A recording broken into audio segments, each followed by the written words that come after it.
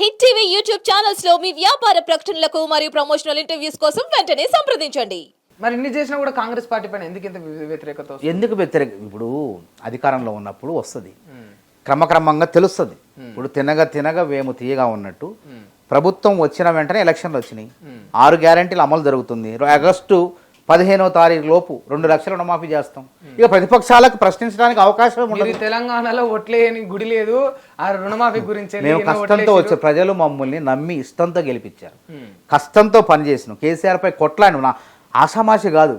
కేసీఆర్ మా యొక్క ఫోన్లను విన్నాడు, కేసీఆర్ ప్రభుత్వం అధికారులు విన్నారు, మా యొక్క కార్యక్రమాలను పసిగట్టినా మేము ఆగలే, పోరాటం చేసినాం. మేము ఫోన్ ట్యాపింగ్ జరిగిందా? అది జరిగినట్టే కదా వాస్తవంగా. మేము గమనించిన మాలాంటి వాళ్ళే కూడా జరిగినాయి. మేము ఏదైనా పిలుపునిస్తే మేము మార్గ మధ్యలోనే మేము మాట్లాడుకునే మొత్తం పోలీసులు చెప్పేది, మమ్మల్ని మధ్యలోనే అరెస్ట్ చేసేది. మీరు అడిగి పోతున్నారు పోవద్దని ఎట్లా తెలిసిన వాళ్ళకి? ఎవరు చెప్పారు? నా ఫోన్ ఎవడో ఇంటేనే కదా.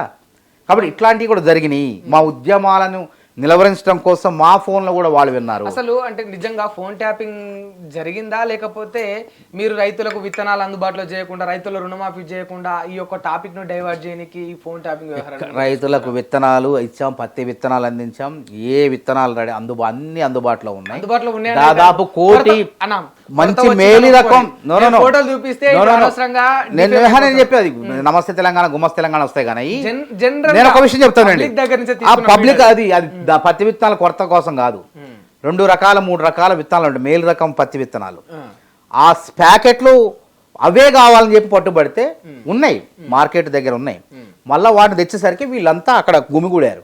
కొంతమంది బీజేపీ నాయకులు, అందులో బీజేపీ కార్యకర్తలు చేయాలి కదా, ఏదో ఒకటి రభస చేయాలి కదా, కాంగ్రెస్ పార్టీ మీద దుమ్మెత్తిపోయారు కాబట్టి ఆ ప్రయత్నం ఆదిలాబాద్లో చేశారు. అది వాస్తవం. 1,24 లక్షల ప్యాకెట్లు ఉన్నాయి. మనకు కావాల్సింది ఎంత? 60 లక్షలే. నేను 55 లక్షలే. 55 లక్షల ప్యాకెట్ల 1,24 లక్షలు ఉన్నాయి మన దగ్గర. మనం ఏమనుకున్నాం, ఒక రైతులు ఎప్పుడు కూడా ఒకటే కోరుకుంటారు అనుకోం కదా. బరాబర్ తీసుకోండి, మీరు ఆర్టీఐ పెట్టండి, లేదంటే వ్యవసాయ మంత్రిని అడగండి. 1,24 లక్షల ప్యాకెట్లు మనకు కావాల్సింది 55 లక్షలే. 55 లక్షల ఎకరాలకు కావాలా? 1,24 లక్షలు ఉన్నాయి పత్తి విత్తనాలు. ఇంకెక్కడ తరుగు వచ్చింది? కాకపోతే ఒకేసారి వచ్చి మాకు అదే కావాలని చెప్పి రైతులంతా ఆ రకమైన విత్తనాలని, ఆ కంపెనీకి సంబంధించిన విత్తనాలని కోరుకోవడంతో ఆ విధంగా క్యూలో నిలబడాల్సి వచ్చింది. ఆగని మేము ఇస్తాం, లేవంటలే, కొరత లేదు, ఉంది, మేము తెచ్చిందా కోపి పెట్టండి అనేసరికి వాళ్ళు అట్లా క్యూలో అవి పెట్టుకుని.